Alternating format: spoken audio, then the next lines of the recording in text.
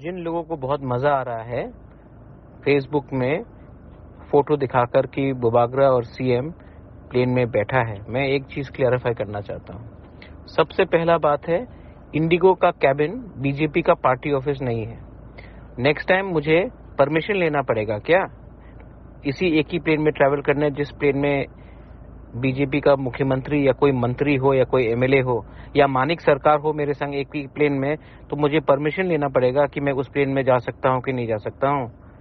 आज का तिपरासा को परमिशन लेना पड़ता है प्लेन में जाने के लिए। अगर उस प्लेन में मानिक सरकार या बिप्लब देव जी हो तो आप लोग एक बात क्लियर करो, हमारा आइडियोलॉजी में 1% भी कॉम्प्रोमाइज नहीं होगा। हमको ग्रेटर तिपरालैंड चाहिए और हम लोग कोई अलायंस के बारे में बात नहीं कर रहे हैं।